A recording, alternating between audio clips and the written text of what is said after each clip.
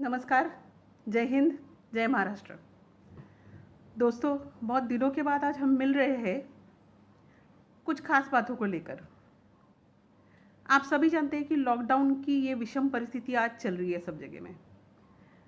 आज के इस सेशन में मैं लॉकडाउन के जो परिस्थितियाँ चल रही है या उसमें जो समस्या हो रही है उस पर मैं आज बात नहीं करने वाली हूँ। आज मैं बात करने वाली हूँ कुछ खास अहम मुद्दों पर।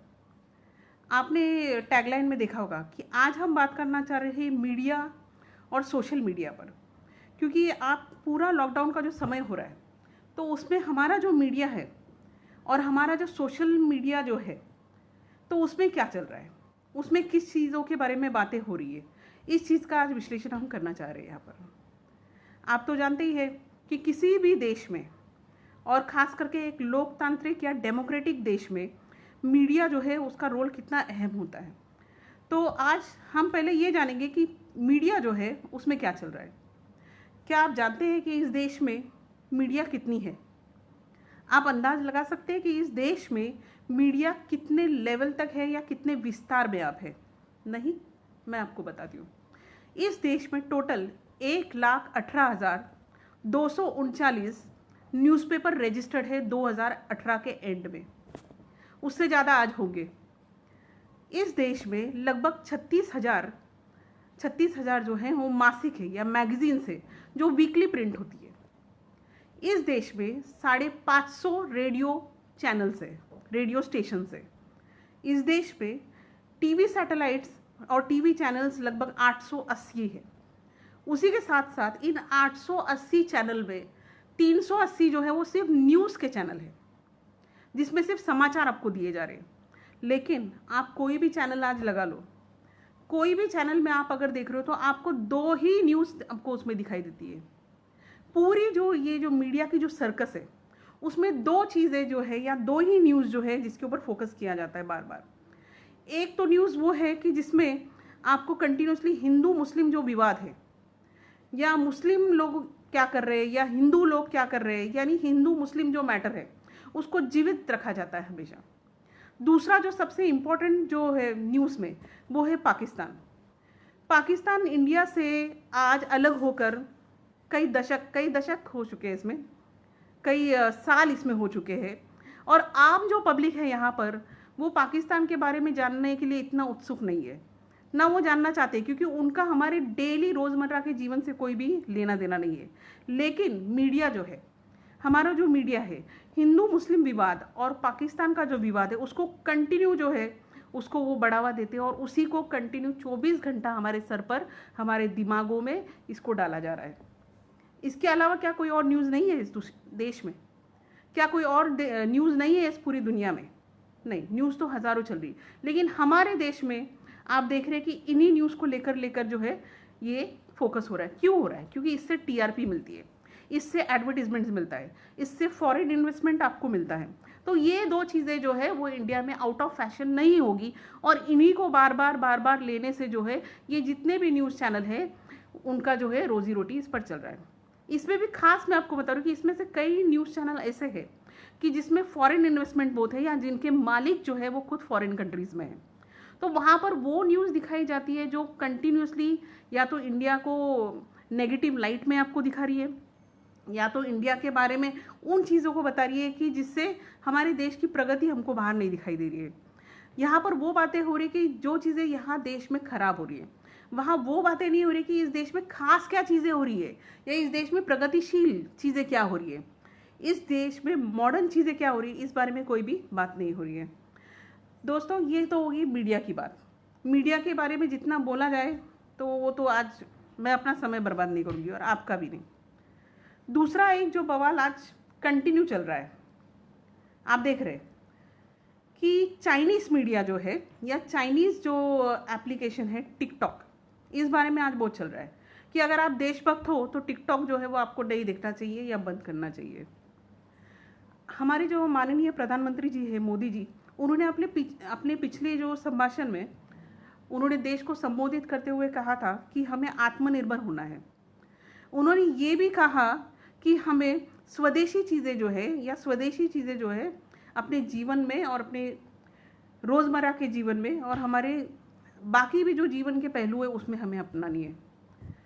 इस बात को बहुत लोगों ने इंडिया अगेंस्ट चाइना इसका रूप दे दिया, और बहुत सारे लोगों ने चाइनीज़ जो ऐप है टिकटॉक, इस बात को लेकर बहुत ज़्यादा इसमें सोशल मीडिया में एक बवाल कर दिया है कि टिकटॉक जो है वो देश विरोधी है, टिकटॉक जो है वो चाइनीज़ है, टिकटॉक जो है वो बंद होना चाहिए।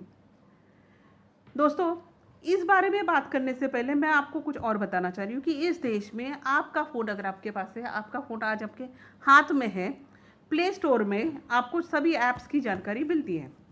मैं आपको पहले बताना चाह रही हूँ कि इस देश में कौन कौन से जो ऐप है जो ज़्यादा से ज़्यादा यूज़ होते हैं, वो है WhatsApp, YouTube, phone, Facebook, messages, Truecaller, TikTok, then Instagram, Google, contacts, Messenger, Facebook के डिफरेंट चैनल्स, स्नैपचैट, और इसी तरह के जितने भी ये आपको ऐप नज़र आ रहे हैं, ये मैक्सिमम जो ऐप है जो आज यूज़ हो रहे हैं इंडिया में टॉप 50 जो ऐप यूज़ हो रहे हैं प्ले स्टोर से, या आपके फ़ोन में 50 चीज़ें ऐसी है जिसमें कैलकुलेटर भी अगर आपका है, तो ये सारे के सारे जो ऐप है ये फॉरेन से आए हुए हैं। ये कोई भी इंडियन ऐप नहीं, मुश्किल से गिने चुने जो इंडियन ऐप्स हैं वो यूज़ होते हैं, जिनके बारे में हम जानते हैं, जो हमारे फ़ोन में है। गूगल, शेयरिट, ये सारा जो है वो फॉरेन ऐप्स है। तो ये पूरे अगर हम यूज़ नहीं कर रहे अपने फ़ोन में, तो हमारा जो फ़ोन है वो नहीं चलेगा, ये मैं समझती हूँ। इसके अलावा चाइनीज़ जो ऐप है उसके बारे में मैं जानकारी आपको देना चाह रही हूँ।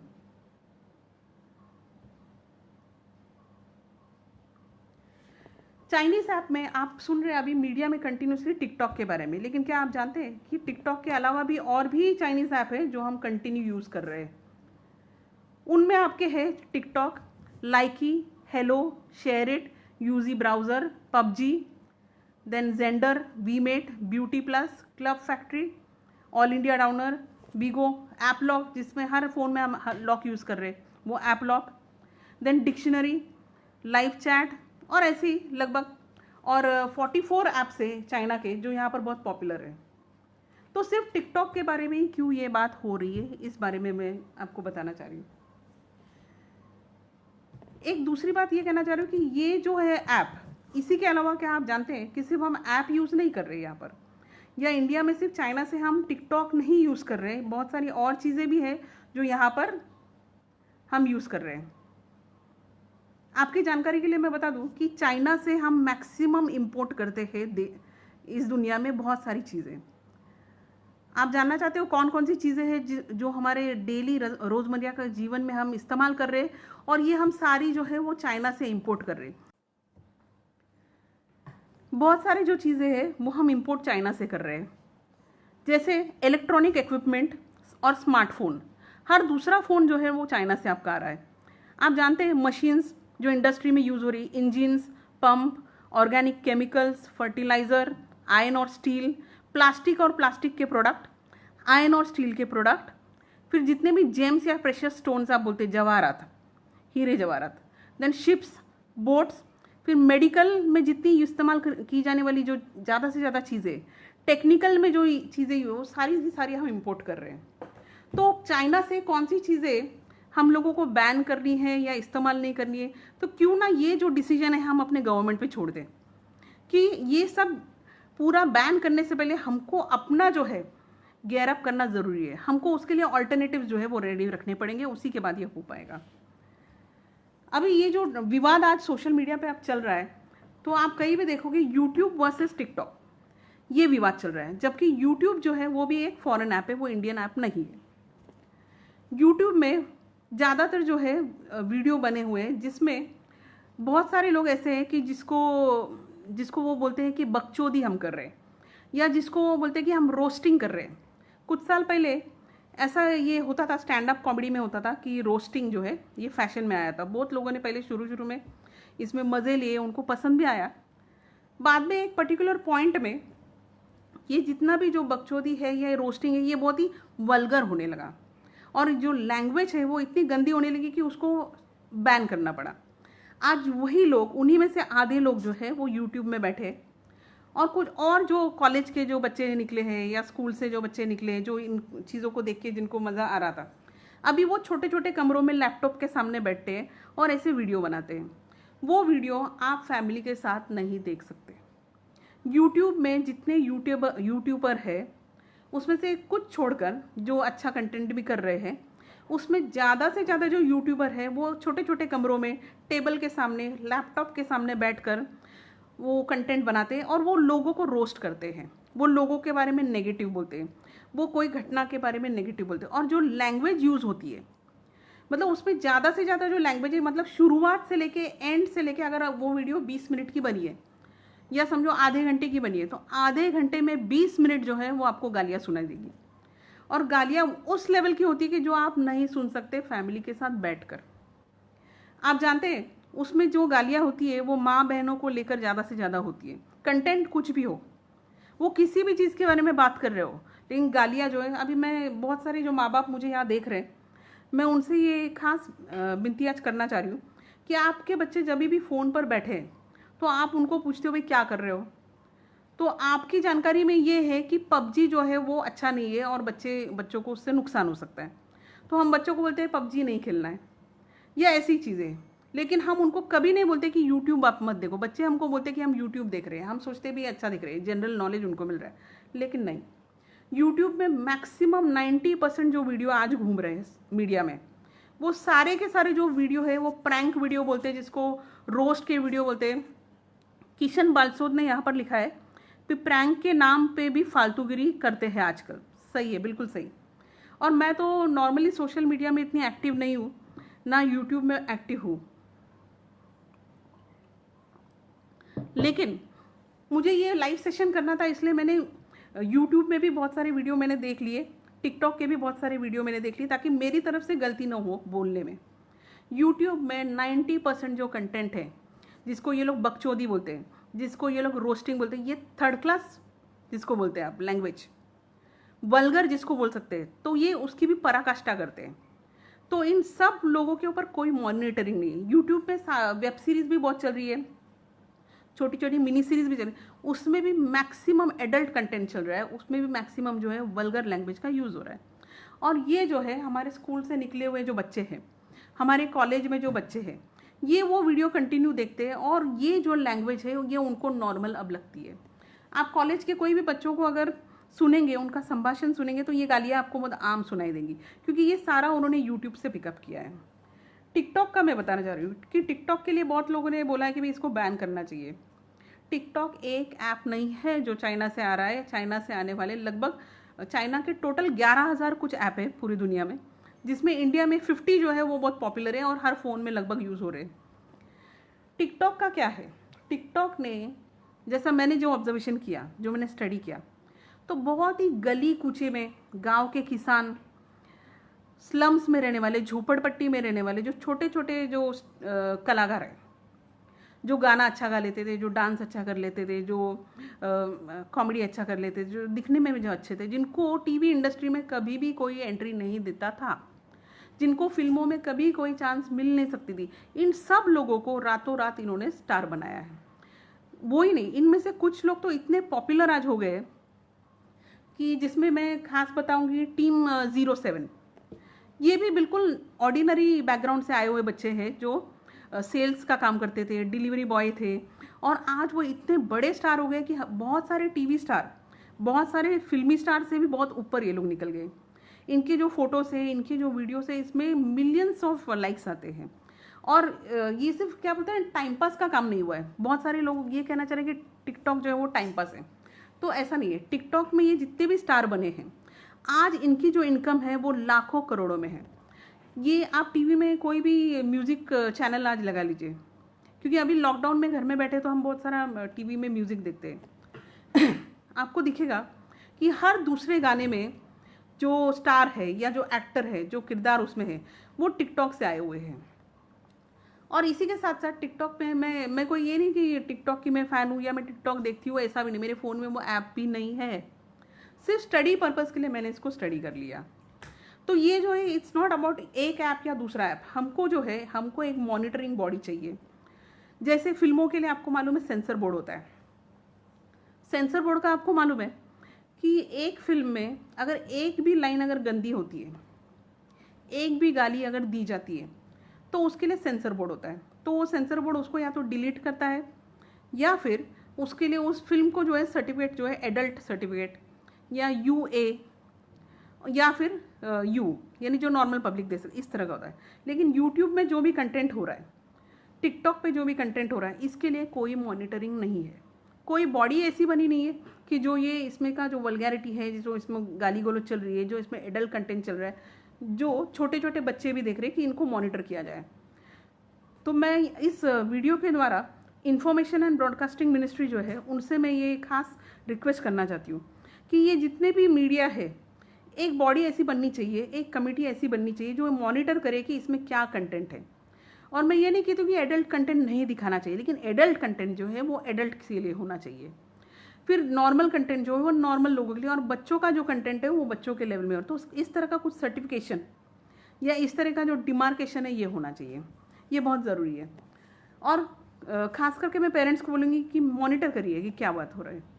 और मैं आपको बता रही हूँ, अभी अगर आसपास कोई दो लोग हैं, अगर उनकी लड़ाई हो रही है, या दो परिवार भी अगर आजू बाजू में रह रहे हैं, उनमें लड़ाई अगर हो रही है और गाली गलौज अगर हो रही है, तो पुलिस स्टेशन में इसमें बहुत सारे सेक्शन लगते हैं। और यहाँ पर यूट्यूब में और बहुत सारे इन वीडियोस में गालियों की भरमार हो रही है और जिसमें कोई एक्शन नहीं हो रहा है। ये किसी को भी गाली दे रहे हैं, ये आम लोगों को गाली दे रहे हैं, ये दूसरों को गालियाँ दे रहे हैं, ये कम्युनिटीज़ को गालियाँ दे रहे हैं, ये होमोसेक्सुअल लोगों को गालियाँ दे रहे हैं, ये ट्रांसजेंडर लोगों को ये गालियाँ दे रहे हैं। ये हर चीज़ को कंटेंट के नाम पे या टाइम पास के नाम पे या इसको प्रैंक के नाम पे या इसको सेंस ऑफ ह्यूमर के नाम पे इसको खपाने की कोशिश कर रहे हैं, जो कि गलत है। तो इस सब पे मॉनिटरिंग होना चाहिए। एक दूसरा जो है मीडिया पे जो चल रहा है आजकल, वो मतलब खास चीज़ें जो मैं आपकी नज़र में लाना चाहती हूँ कि आप सबको मालूम है कि हिंदुस्तानी भाऊ को एक्चुअली हम भी नहीं जानते थे। बिग बॉस में आने के बाद लोग देखने लगे कि हिंदुस्तानी भाऊ क्या है। हिंदुस्तानी भाऊ जो है उन्होंने अपना करियर जो है वो गाली गलौज से बनाया है, और ये गाली गलौज से करियर बनाने के बाद भी इनके फॉलोअर्स जो है हज़ारों में लोग इनको पसंद करते थे। हम भी उनको पसंद करते थे, क्योंकि ये जो गालियाँ जो दे रहे थे वो गंदी सी गंदी गालियाँ जो दे रहे थे, जो हम नहीं सुन सकते, महिलाएं नहीं सुन सकती, परिवार में बैठ के हम ये वीडियो नहीं सुन सकते। तो ये जो गालियाँ हैं वो पाकिस्तानी लोगों को वो दे रहे थे। पाकिस्तान के जो भी गिने चुने जो भी उनको लगता था कि इनको टारगेट करना है, उनको वो गालियाँ वो दे रहे थे। और हम लोगों को वो ठीक लग रहा था कि भाई ये पाकिस्तानी लोगों को गालियाँ दे रहा है तो हमको कोई फ़र्क नहीं पड़ रहा है। लेकिन धीरे धीरे हिंदुस्तानी भाऊ ने पाकिस्तानी लोगों को गालियाँ देना छोड़ दिया। पिछले हफ्ते में उन्होंने पाकिस्तान के वकार जका से हाथ पैर जोड़ के उन्होंने माफ़ी मांगी है। उन्होंने उससे माफ़ी मांगी और अक्के पाकिस्तान से उन्होंने माफ़ी मांगी कि मैं जो भी गालियाँ तुमको दी, मैंने जो भी गालियाँ माँ बहन के ऊपर दी तो उसके लिए मुझे हाथ जोड़ के मैं आपसे माफ़ी मांगता हूँ। ये वीडियो मैंने खुद देखा है। तो ये क्यों हुआ है, इसका रीज़न क्या है कि हिंदुस्तानी भाऊ ने माफ़ी क्यों मांगी? मैंने फिर उनके कुछ और वीडियो देखे स्टडी करने के लिए भी क्या हुआ है। हिंदुस्तानी भाऊ कंटिन्यूसली पाकिस्तान के जो भी मेन मीडिया वाले हैं या वीडियो बना के जो इंडिया के लिए बोलते थे उनको गालियाँ वो दे रहे थे, और ज़्यादातर इनकी गालियाँ जो है वो माँ बहन के ऊपर है या फिर सेक्स रिलेटेड गालियाँ जो है वो दी गई है। कुछ दिन पहले शाहिद अफरीदी जो है क्रिकेटर, उन्होंने अपने स्पीच में मोदी जी का जिक्र किया, कुछ बोला, उस पर हिंदुस्तानी भाऊ ने शाहिद अफरीदी जी के फैमिली के मतलब उनके माँ की फ़ोटो जो है वो डाल दी वीडियो में और गाली गलौज की। उसके रिप्लाई में पाकिस्तान के वकार जका ने हिंदुस्तानी भाऊ के फैमिली का और उनकी वाइफ का फ़ोटो डाल दिया और उसको गाली गलौज जैसे लैंग्वेज होती है वैसे। इस पर से ये लाइव सेशन हुआ वकार जका और हिंदुस्तानी भाऊ का, जहाँ पर हिंदुस्तानी भाऊ ने उनसे हाथ जोड़कर माफ़ी मांगी, पूरे पाकिस्तान से माफ़ी मांगी और नशे की हालत में माफ़ी मांगी। रात के टाइम में नशे की हालत में उन्होंने माफ़ी मांग ली और वकार जका ने बोला कि मैं तुम्हारे फैमिली की फ़ोटो में निकाल दूंगा। इस बात से मुझे प्रॉब्लम नहीं है। प्रॉब्लम ये नहीं कि उन्होंने माफ़ी मांगी, ठीक है तुमने गालियाँ दी भाई, तुमको आज बुरा लग रहा है, तुमने माफ़ी मांगी, ठीक है। मुझे प्रॉब्लम इस बात से कि हिंदुस्तानी भाव ने उस लाइव सेशन में और उसके बाद दूसरे 1-2 दिन के बाद वकार सगीर, वो भी पाकिस्तानी है, उनसे जब बात किया तो उन्होंने आर्मी के बारे में नेगेटिव बातें की। हिंदुस्तानी भाव को उन्होंने बोला भी कश्मीर हमारा है या कश्मीर के लिए हम बात करेंगे, और कश्मीर में 8-9 महीने से लोगों को बंद बना के रखा हुआ है और आर्मी जो है वहाँ पर कश्मीरी लोगों को मार रही है। हिंदुस्तानी भाव उस टाइम नशे में थे, नशे की हालत में उन्होंने बोला कि पाकिस्तान जो भी कश्मीर के लोग हैं जिनके हाथ में हरा झंडा दिखेगा, जिनके हाथ में पाकिस्तान का झंडा दिखेगा, तो उनको आर्मी, जो उनकी लैंग्वेज है, तो उनको मार डालेगी, ये उन्होंने बोला। हिंदुस्तानी भाव जो है वो हमारे एम्बेसडर नहीं है। हिंदुस्तानी भाव जो है वो ज़्यादा से ज़्यादा, मतलब आज की तारीख में उनको लोग जोकर समझेंगे, क्योंकि जिस चीज़ से तुमने अपना ब्रांड बनाया, जिस चीज़ से तुमने आज इतना बड़ा करियर बनाया, बिग बॉस तक आप पहुँचे, उस चीज़ के लिए आपने हाथ पैर जोड़ के माफ़िया मांग ली। और आर्मी के लिए बोलने वाले आप कौन हैं? आप डिफेंस मिनिस्ट्री के कोई पार्ट है क्या? नहीं। आप इस देश के डिफेंस मिनिस्टर हो? नहीं। आप एम्बेसडर हो? नहीं। आप इंडियन कॉन्सुलेट के पार्ट हो? नहीं। लेकिन आपने पीकर आर्मी के बारे में ऐसी बातें बोली जो आपको नहीं बोलनी चाहिए थी, जो इंटरनेशनल कोर्ट ऑफ जस्टिस में इंडिया के अगेंस्ट में यूज़ की जा सकती है। उसके बाद 1-2 दिन के बाद फिर आपने ये छोड़कर, क्योंकि आपने इसको कवर करने की कोशिश की, क्योंकि लोग इस बारे में बात करने लगे, पूरे पाकिस्तान में इस बारे में बात होने लगी कि हिंदुस्तानी भाव ने हाथ पैर जोड़ के माफ़िया मांग ली। इसी के साथ इंडिया में भी बहुत लोग जो है इस वीडियो को देख के रिएक्शन देने लगे। फिर हिंदुस्तानी भाव ने फिर से वो छोड़कर टिकटॉक के छोटे छोटे बच्चों को उन्होंने फिर से टारगेट करना चालू किया। छोटे छोटे बच्चों को, मैंने एक वीडियो वो भी देखा कि वो एक छोटे बच्चों को बता रहे भाई इनको संस्कार नहीं है, इनको देशभक्ति नहीं है। देशभक्ति का ठेका जो है वो इस देश में सिर्फ हिंदुस्तानी भाव ने नहीं लिया हुआ है। भारत का हर बच्चा जब जन्म लेता है तो वो अपने दिल में देशभक्ति लेके जन्म लेता है, और आँखों में तिरंगा जो है उसका वो हमेशा रहता है। हिंदुस्तानी भाव, आपने जो करना था वो कर लिया, इसमें जितना आपको पॉपुलैरिटी पब्लिसिटी चाहिए था वो भी आपने ले लिया, लेकिन इस देश का पूरा जो देशभक्ति है, देशभक्ति का जो दारोमदार है वो आपके ऊपर नहीं है। आप कोई नहीं हो आर्मी के बारे में स्टेटमेंट देने वाले, आप कोई नहीं हो कलेक्टिवली पूरे इंडिया की तरफ से बात करने वाले, आप कोई नहीं हो इंडिया की तरफ से किसी को क्वेश्चन करने वाले, आप कोई नहीं हो बच्चों को संस्कार सिखाने वाले। मैं एक और ये बात बोलना चाह रही हूँ कि हिंदुस्तानी भाव जो है उनके बारे में वो पहले क्या करते थे हमको नहीं पता, वो आज क्या कर रहे हैं वो भी हमको नहीं पता, पर लॉकडाउन के इस पीरियड में या इसके पहले भी समाज के लिए कोई कार्य करते हुए क्या किसी ने उनको देखा है? नहीं देखा है। एक एग्जाम्पल दे रही हूँ, आजकल टीवी में सोनू सूद जो है एक्टर, वो छाए हुए हैं, और उनका क्या काम है ये मुझे बताने की ज़रूरत नहीं, हर बच्चा आज उनको देख रहा है और उनकी जो देशभक्ति है उसके गुण गा रहा है। तो देशभक्ति जो है सिर्फ लोगों को गालियाँ देने से नहीं होगी, सिर्फ वीडियो बना बना के मैं देशभक्त हूँ और तुम कुछ नहीं हो।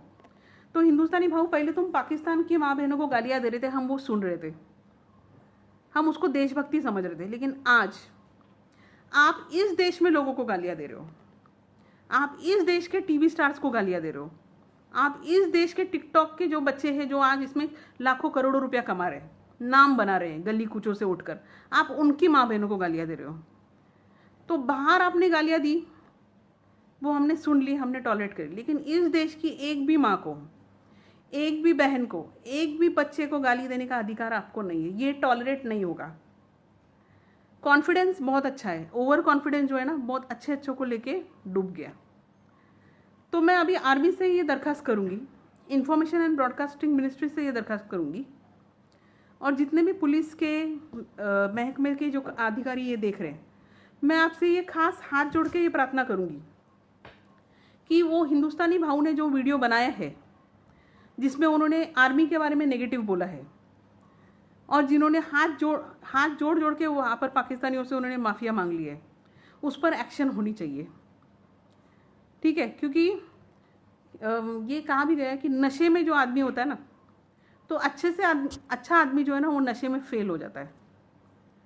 यहाँ से आगे जो भी बोला जाएगा, वो कोई भी यूट्यूबर हो, वो टिकटॉक पे हो, वो हिंदुस्तानी भाव हो, कोई भी और हो समाज में जो काम कर रहे हैं, तो आप जो बोल रहे हो आप सोचिए समझिए फिर बोलिए। और आपने, अगर आपका बिजनेस ये है और आपका करियर ये है कि आप बाहर गालियाँ देंगे और उससे पॉपुलर होंगे, उससे हमको कोई लेना देना नहीं है। लेकिन जब इस देश में आप देशभक्ति सिखा रहे हो, तो हिंदुस्तानी भाव से कम कोई देशभक्त दूसरा नहीं है। हर बच्चा यहाँ पर देशभक्त है, वो कोई भी धर्म का, वो हिंदू हो, मुस्लिम हो, सिख हो, ईसाई हो, कोई भी है, हर आदमी जो है वो देशभक्त है। इसलिए देशभक्ति के जो भाषण है वो देश में देश के लोगों को मत दीजिए। छोटे छोटे बच्चे गलतियाँ कर रहे हैं, उन गलतियों को लेकर उसमें वीडियो बनाकर अपनी रोटी मत बनाइए। मैं आज इंफॉर्मेशन एंड ब्रॉडकास्टिंग मिनिस्ट्री से फिर ये बोलूँगी कि लॉकडाउन का पीरियड है, लेकिन लॉकडाउन के पीरियड में मीडिया में जो सर्कस हो रहा है, सोशल मीडिया में जो सर्कस हो रहा है, यूट्यूब में जो सर्कस हो रहा है, गाली गलौज हो रही, इसको कहीं ना कहीं एक रोकना बहुत ज़्यादा ज़रूरी है। और मैं बहुत लोगों से, इवन पेरेंट्स जो है, जितने भी माँ बाप हैं यहाँ पर देश में बच्चों के, मॉनिटर कीजिए कि बच्चे आपके क्या कर रहे हैं। बहुत देर होने से पहले इसको मॉनिटर करें, क्योंकि जो बच्चे आज वो गालियाँ सुन रहे हैं, कल वही गालियाँ वो रोज़मर्रा के जीवन में देंगे, आपको भी देंगे, और ये एक नॉर्मल लैंग्वेज हो जाएगी। जबकि हमारा हिंदुस्तान जो है, यहाँ की जो संस्कृति है वो इतनी पॉपुलर है कि आप जानते हैं कि हिंदुस्तान की संस्कृति में कितने अदब से लोग पेश आते हैं, कितने रिस्पेक्ट से पेश आते हैं। हमारा सबसे जो इम्पोर्टेंट है घटक जो है, जिसकी दुनिया आज वाह वाह करती है, हर दुनिया के हर देश में लोग मानते हैं कि हमारा जो पारिवारिक जो सिस्टम है, जहाँ पर दादा दादी, मामा मामी, चाचा चाची, माँ बाप, बच्चे, पोते पोती सारे एक साथ एक जॉइंट फैमिली में रहते और बहुत ही प्यार से पेश आते और बहुत ही अच्छी भाषा का वापर यहाँ पर होता है, बहुत ही अच्छी भाषा का इस्तेमाल यहाँ पर होता है। तो क्या उसी चीज़ को हम खोना चाहते हैं? नहीं। लॉकडाउन का ये टाइम है जहाँ पर मीडिया जो है वो अपना जो रोल है वो निभाना वो भूल रहे हैं। लॉकडाउन की समस्याओं से उनको कोई लेना देना नहीं, बहुत कम कवरेज वो कर रहे हैं। साथ ही साथ आप देख रहे हैं कि जो चीज़ों को ज़्यादा महत्व नहीं देना चाहिए उन चीज़ों को महत्व दिया जा रहा है। जिन चीज़ों की खास आज लोगों को ज़रूरत है, जिससे उनके लाइफ को आज सहूलियत हो सकती है, जिससे उनको धीरज मिल सकता है, उस बारे में कुछ भी एफर्ट नहीं हो रहे। साथ ही साथ मैं बहुत सारे लोगों से ये बोलूँगी कि यहाँ पर इस देश में मीडिया और सोशल मीडिया, इसका रोल क्या है? इसका रोल होना चाहिए भारत के विकास की जो गति है, विकास से रिलेटेड जो चीज़ें हो रही है उसके बारे में प्रोपोगेशन करना, प्रमोट करना। साथ ही यहाँ की जो संस्कृति है उसके बारे में पूरी दुनिया को बताना। लेकिन आज मुझे बड़े खेद के साथ कहना पड़ रहा है कि मीडिया में जो हम देख रहे हैं और जो भी हम लोग आज सोशल मीडिया में देख रहे हैं, तो ये कई अच्छी दिशा में जाता हुआ मुझे नज़र नहीं आ रहा है। एक सिंपल और चीज़ आपको मैं बताना चाह रही हूँ कि अभी कुछ दिन पहले ही नेपाल ने, क्योंकि नेपाल के जो प्रमुख व्यक्ति है, मैं उनका नाम लेना नहीं चाहती हूँ क्योंकि मेरे लिए वो कोई खास इम्पोर्टेंट नहीं है, क्योंकि हम नेपाल और नेपालियों को हमारा दोस्त समझ रहे थे और भारत ने जितनी यथाशक्ति होती है नेपाल और नेपालियों को मदद की है हमेशा। इवन आज आप देखते हैं कि अभी भी हमारे बीच में हज़ारों लाखों की संख्या में नेपाली यहाँ पर है। वो हमारे दुकानों में काम कर रहे हैं, वो हमारे मार्केट में काम कर रहे हैं, वो हमारे होटल्स में काम कर रहे हैं, वो हमारे बिल्डिंग में, हमारे सोसाइटी में वो काम कर रहे हैं। और ये सब यहाँ पर काम करते हुए उस देश ने आज इंडिया को वायरस कहा है। भारत के बारे में उन्होंने वर्स्ट बातें कही है और उनके पॉलिटिकल मैप में उन्होंने वो भाग आज जोड़े हैं जो हमारे पास सैकड़ों साल से है। हम लोगों को, और इस बारे में मीडिया ने कुछ भी नहीं किया।